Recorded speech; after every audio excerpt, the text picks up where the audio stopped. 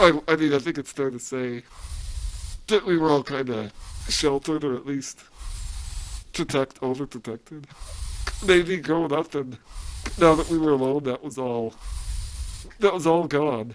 So, we were kind of free to make our own choices and make our own mistakes. I don't think it's necessarily overprotection. It's more so they're always around, so like you can't really, you know, like experiment or do stupid stuff because they'll find out about it right away. Yeah, Like I other mean, kids can hide things. yeah, that's true. I probably would have Well, at it's not even that least. they have to hide things. They can go out and just do it. They don't need assistance to do whatever it is that they're looking to. Right. Well, and you have a higher level of privacy if you don't have a disability. Yeah, my thing was like, I definitely would have tried drinking in high school if my parents weren't the ones that had to put me to bed. Like, I Yeah, think they exactly. definitely noticed that. I mean, Sheltered I was. Like, my only idea of drinking was from, like, those cheesy, like, 90s high school movies. Like, She's All That or 10 Things I Hate About You. Where they always made a point to, like, show the person puking in the toilet. So, like, that's what I equated it. I'm like, I don't want to In be. some cases, that's not far from the truth. Yeah. No, but like, they really run it in your face. Oh, other things were new experiences, too. Like, one of the first big, it's not necessarily a milestone, but it was a big deal at the time. Like, me and Phil went out to a restaurant by ourselves. Like, not one of the on-campus places. But we had to, like, figure out how to take the bus. And then, like, actually order our own food. Like, You go to table. a restaurant. It's Applebee's, yeah. Okay. Yes. We had to order our own food, like, pay our own bill, figure out what to tip, like, all that shit. I never had to do that. And then we went to the movies, too, yeah. We saw did you guys have anyone with you, or were we? Quantum What of movie? Solace. Quantum of Oh, James Bond. Solace? James Bond movie. Yeah. It's a good movie. Yeah, no, but that was, like, a huge deal. So both of us, we were like, wow, this is so cool, like, and then I had no idea what I was doing, like I had to have the waitress, like, get my wallet out of my pocket. Like, that was awkward, like I had just no clue about what to do. Like, we had Yeah, to, like the level of independence, you have no idea. Like when I was in high school, I had no idea what I was missing out on without like that level of independence. Like I remember the first day I was working with a PA, and they were like, "So how do you want to do this?" And I'm like, "What do you mean?" They're like, "Do you have a preference on how to like put your shirt on?" And I'm like, "Oh, I've never really thought about having There's only preferences one before." way. What? It's like there's only one way. You oh, can only ever consider one way up until then. Yeah, exactly. Yeah. it's like, how do you want your shoes tied? It's like, I don't know. In the later, they won't fall off my feet. I don't know. Like, yeah. Well, we don't really have a reason to have a preference. It's not like, and that's why another reason we didn't really think about it, right? I know I never really have thought about it. Like half the things that I was asked when I was at school, like Yeah. just what shoes do you want to have on, or like what, that kind of stuff. Like I don't care. I don't use them. I just have shoes that I don't have full feet. I don't really care. Just for the I record. mean, in general, like how I was at home is like just the way that's the most efficient because like I have my brother who also is on a wheelchair, so we need to just do things the quickest way possible. And so it's kind of cool to have that level of attention. That's why you guys never developed a sense of style. Look at that. Yeah, like I'd never been to a movie on my own till I got to college. Like it's always with my family, so I mean, I actually, as you guys know, I can drive, and although my car is Well, like super old yeah. now, well, I'm adding to Just John's. kidding, I'm kidding. Yeah, la-di-da. jackass. But anyways, and adding on to what John's experience was like, I was driving in high school, so like I got my license at 16, and we worked on, with help through state, getting a van that I could drive. It's the same one I drive now, but like I was the one that actually, before my sister got her license and got her own car, I would drive her to school in the morning with myself. And so, and I mean, I'm the kind of guy or Rito that actually does like going off and going to restaurants on my own sometimes, or like I would go to movies on my own if I didn't have someone to go with. If my friends didn't want to go, I'd go see, like, when the Avengers movies came out when I was back home, like over the summer and stuff. Not all my friends were into Marvel and whatnot, but the ones I wanted to go see, if I didn't have a group, I would just grab it and go myself. So I did have a few experiences, I guess, maybe before coming to school, and then even during school where I was on my own doing things. So but it was different doing it at school when there was, like when I was in my hometown, when my family wasn't around, when it was just me going out. I mean, I didn't have the car down at school, but Right. I mean, those experiences I had before. So, but doing it in my hometown and versus doing it at school was different. I remember the first time I went to a movie theater there, and I like, it's like, oh, I want to get some popcorn. I was like, wait, shit, I can't feed that to myself. So, I was always used to having someone there that could help me. For us, like, it was pretty much everything was new, right? Like, going to the grocery store, going to pick up a prescription at Walgreens or whatever.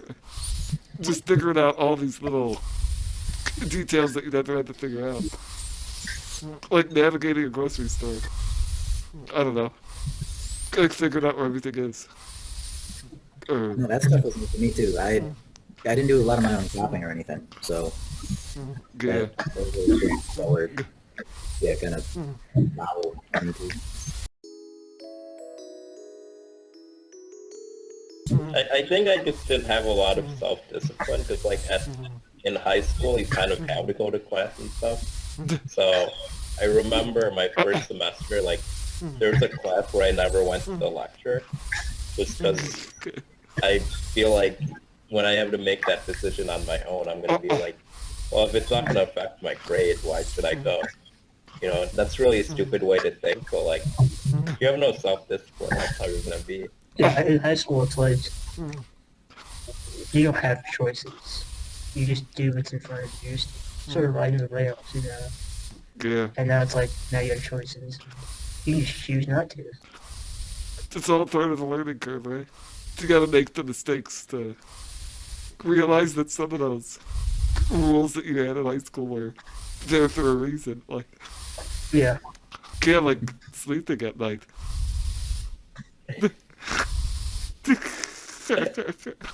Having a solid bedtime. Yeah, Ian, did you hear me? I said sleeping at night. Right, so I guess that's probably a key for my story about the abuse of, you know, freedom and independence, that the first week of school decided, or maybe one came to the realization that, hey, there's someone here that can help us get into bed whenever we want. I don't have to. I could kind of get myself into my own bed when I was at home, but it was a pain. So I would generally just kind of get in bed whenever my parents were going to sleep to have help with it. But I now realized, oh, this bed is a lot lower, so I can get in really easily, and we have a floater. There's someone who can help me get into bed at pretty much any point. So I don't have to go to bed at 10 o'clock if I don't want to. And with that realization, I was like, well, it's the first week of school, and I don't really have much to do right now. They're just lectures, and they haven't really given us stuff to work on tonight, so I'm going to just see how long I can stay up. I'm just going to stay up. I'll go to my classes, but at night I'll do whatever I want because, you know, I can. So that first week of school, I stayed up for, I think, almost a full 48 hours, and at the end of that 48 hours, my body revolted, and that resulted in me slumped over my desk, my head down, and basically passed out. And one of my a PA that I hired at the beginning of the year, who is still a good friend of mine, and he had some medical background due to jobs he had worked prior. He showed up because he was scheduled to come in that evening. I think it was like around 4 or 5 when this happened, and he found everyone freaking out in my room, and he came over and kind of did what they did. But then he listened. He's like, "Yeah, he's breathing normal," and he like, Yeah, the other people checked your pulse too. yeah, he checked my pulse. Yeah, he was like, "Well, it really just looks like he's in a deep sleep." Like, and he had been helping me. He had been helping me over the time that I had chosen not to go to sleep. So he probably had noticed my. I mean, you know what it's like when you go just one night, an all-nighter without sleep. You're a little bit loopy. You're tired. You're not completely coherent, I guess. Now double that because 2 days. So I'm sure he started to notice my mental decline from lack of sleep. And he kind of concluded, no, this idiot just stayed up too late and didn't go to bed, and now he's paying for it. And he was trying to convince everybody who was running around with their head cut off like a chicken that I wasn't dying or that I didn't have, a stroke, that I was just in a really, really deep sleep. But they didn't really listen. And so where my perspective and view of the story comes back into place is me waking up on my back on a stretcher in the hallway outside my room with, from what I can remember, pretty much the entire dorm just standing in the hallway or circled around me, and my PA friend sitting in my room leaning against the wall just laughing his ass off because he knew and because I was an idiot. The last thing I remember before passing out was I was watching something on YouTube on my computer, and then I wake up staring at the deck ceiling, seeing everybody, and going like, well, this is the result of my experiment, and it was a poor decision. And the administrators of our dorm that were there, Did they ask you if you were drinking or anything like Yeah, that? were you on drugs? No, they didn't ask about drugs or anything. They asked me what had happened and why they basically asked what happened. They didn't ask me what drugs were. I just said I haven't been asleep for 2 days, but they still insisted that I go to the hospital. One of the administrators she came with, she followed the ambulance. They did a CAT scan and everything to make sure I hadn't had a stroke or a seizure. No, Oh, wow. just yeah. So it was just a extreme sleep deprivation. That's what I was diagnosed with. I just got reminded, because my room is right across the hall. And Sophie, your service dog, started flipping out. And that's what initially got people's attention, so isn't that nice? I feel bad. I don't remember if it was because she had to go out or she thought there was She something came wrong. out of the room and they're like, why is Sophie coming out of the room? God, she was running back and forth at first. Yeah. I was like, what's going on? I really miss Sophie. Me too. Yeah. She was like all my dog. Yeah. That mostly is. 100%, but Yeah. Well, I did similar things. Do you remember the time where I had you, no, I was trying to turn my chair against it? Yep. Yeah, so, on my wheelchair, the joystick, control box got moved out of place. And I was gonna ask Ian to fix it for me. But then I was like, no, and on my own now, I need to be independent. I need to take care of my own stuff. I'm gonna fix this. So I tried to just gently nudge my wheelchair against the side of the table. And the controller got stuck under the table. So it was basically, I was out of control. Well, I mean, yeah, so and I remember offering it out, but you were like, no, I got this. I have a great idea. And yeah, you drove up to one of the tables and basically tried to raise your chair up so that you could nudge the joystick or the switch in the right direction. And then the joystick got stuck under the table, and you just start taking yourself, the chair, and the table around the room. You hit, and it got stuck on something and started dragging more crap with it because they had old chairs up there, old crappy push chairs and whatnot, other smaller tables. So you hooked the one that you've been trying to manipulate your joystick on, and then It's like it's like playing a game of Katamari.